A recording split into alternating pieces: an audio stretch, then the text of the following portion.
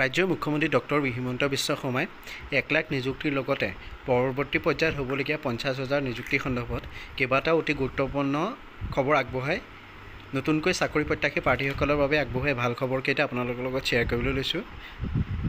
1 লাখ নিযুক্তিৰ সেই মাইলৰ খুঁটাত গৈ আমি থিয় হ'ম।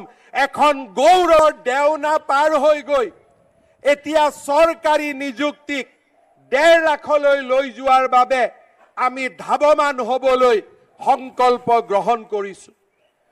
উঠাব পাৰো আৰু ৰাজ্যৰ জনসাধাৰণক আমি এটা সুৰক্ষিত জীৱনৰ ফালে আগবঢ়াই লৈ যাব পাৰো।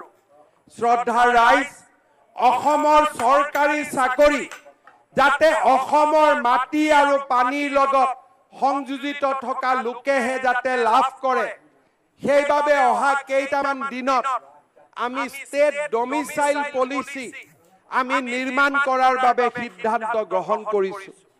মাটি বাৰী আৰু সুৰক্ষাৰ ক্ষেত্ৰত আমাৰ চৰকাৰে যিবিলাক কাম হাতত লৈছে, সি অসম চুক্তিৰ 6ষ্ঠ অনুসূচীত যি সাংবিধানিক সুৰক্ষাৰ প্ৰতিশ্ৰুতি দিছিল, তাকো আমি অতিক্ৰম কৰি গৈ এক নতুন সুৰক্ষাৰ বাতাবৰণ সৃষ্টিৰ বাবে আজি আমি আগবাঢ়ি গৈছো। সকলো স্বচ্ছ আৰু নিকা কৰাৰ দায়িত্ব মোৰ।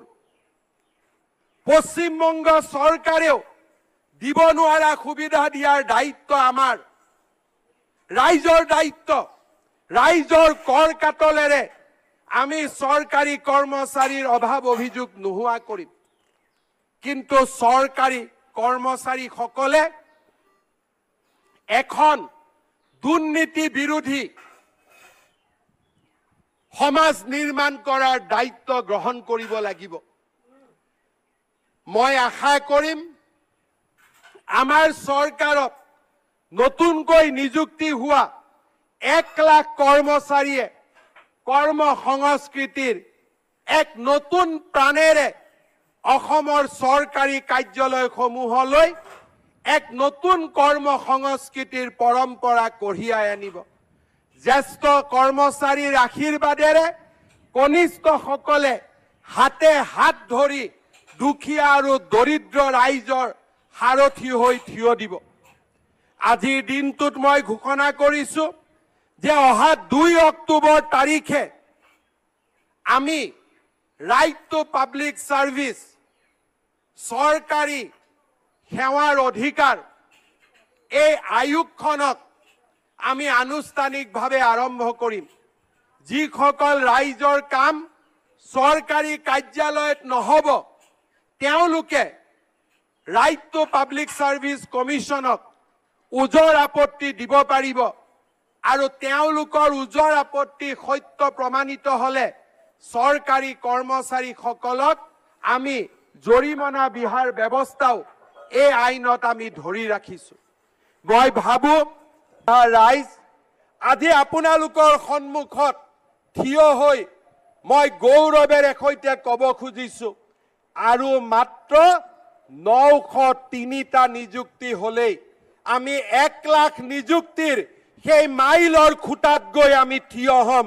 এখন গৌৰৱী অসমৰ আজি আমি পৰিচয় ভাৰতবৰ্ষত নিৰ্মাণ কৰিম। শ্ৰদ্ধাৰ ৰাইজ, আপোনালোকে আশীৰ্বাদ কৰিব। 1 লাখৰ দেওনা পাৰ হৈ গৈ এতিয়া চৰকাৰী নিযুক্তিক 1.5 লাখলৈ লৈ যোৱাৰ বাবে আমি ধাৱমান হ'বলৈ সংকল্প গ্ৰহণ কৰিছো। অসম, শ্ৰদ্ধাৰ ৰাইজ, অসমৰ চৰকাৰী চাকৰি যাতে অসমৰ মাটি আৰু পানীৰ লগত সংযোজিত থকা লোকেহে যাতে লাভ কৰে, সেইবাবে অহা কেইটামান দিনত আমি ষ্টেট ডমিচাইল পলিচি আমি নিৰ্মাণ কৰাৰ বাবে সিদ্ধান্ত গ্ৰহণ কৰিছো। মাটি বাৰী আৰু সুৰক্ষাৰ ক্ষেত্ৰত আমাৰ চৰকাৰে যিবিলাক কাম হাতত লৈছে, সি অসম চুক্তিৰ 6ষ্ঠ অনুসূচী